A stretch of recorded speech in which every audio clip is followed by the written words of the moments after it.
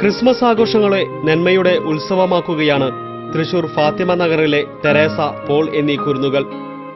Autism ബാധിച്ച കൂട്ടുകാർക്ക് ക്രിസ്മസിന്റെ കൈനീട്ടം നൽകുന്നതിനു വേണ്ടി ഇവർ പഴയ പത്രക്കടലാസും മാഗസിനുകളും കൊണ്ട് ക്രിസ്മസ് ട്രീകളും നക്ഷത്രങ്ങളും നിർമ്മിക്കുകയായിരുന്നു. ഇവരുടെ കാരുണ്യത്തിന്റെ കരസ്പർശം നേരിട്ട് കാണുന്നതിനും അഭിനന്ദിക്കുന്നതിനുമായി ജില്ലാ കളക്ടർ MS ജയയും വികാരി ജനറൽ മോൺസിഞ്ഞോർ ഡോക്ടർ ഫ്രാൻസിസ് ആലപ്പാട്ടും എത്തിയത് ഇവരെ ആവേശഭരിതമാക്കി. ഇന്റർനെറ്റിൽ നിന്നും ക്രിസ്മസ് ട്രീ ഉണ്ടാക്കുന്നത് പഠിച്ച് തെരേസയും കൊച്ചനുജൻ പോളും ചേർന്ന് അമ്മ ലീനയുടെ സഹായത്തോടെയാണ് പാഴ്വസ്തുക്കൾ കൊണ്ട് ക്രിസ്മസ് സാമഗ്രികൾ മെനഞ്ഞത്. വീടിനു മുന്നിൽ പ്രദർശനം സംഘടിപ്പിച്ച് കിട്ടുന്ന പണം ഓട്ടിസം ബാധിച്ച കുട്ടികൾക്ക് നൽകി സഹാനുഭൂതിയുടെ ക്രിസ്മസ് ആഘോഷമൊരുക്കാനാണ് ഇവർ മുന്നോട്ട് വന്നിട്ടുള്ളത്. തൃശൂർ ദേവമാത സ്കൂളിലെ വിദ്യാർത്ഥികളായ തെരേസയും പോളും ഫാത്തിമ നഗറിലെ ആലപ്പാട്ട് വർക്കി ലീന ദമ്പതികളുടെ മക്കളാണ്. മാഗസീൻസ് കൊണ്ടും പേപ്പർ പ്ലേറ്റ്സ് അങ്ങനത്തെ സാധനങ്ങളുണ്ട്.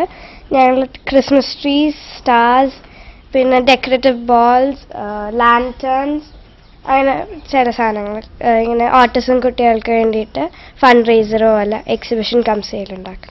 നെറ്റിക്കൂടെ പോളിന് ഇങ്ങനെ സ്കൂളിലേക്ക് കൊണ്ടുപോകണം എന്ന് പറഞ്ഞപ്പോൾ നെറ്റിൽ നോക്കിയപ്പോൾ ഇങ്ങനെ കുറേ സാധനങ്ങൾ കണ്ടു, അപ്പം അങ്ങനെ ഉണ്ടാക്കി. പുല്ലടി ക്രിസ്റ്റീന ഹോമിലെ കുരുന്നുകളുടെ ക്രിസ്മസ് സ്വപ്നങ്ങളെ സനാഥമാക്കാൻ എത്തിയത് പടിഞ്ഞാറേക്കോട്ട വ്യാപാരി വ്യവസായി ഏകോപന സമിതിയിലെ അംഗങ്ങളാണ്. ക്രിസ്മസ് വിപണിയിൽ കുരുന്നുകളെ കൊണ്ടുവന്ന് അവർക്കിഷ്ടമുള്ളതെല്ലാം സ്വന്തമാക്കാൻ അവസരം നൽകുകയായിരുന്നു ഇവർ.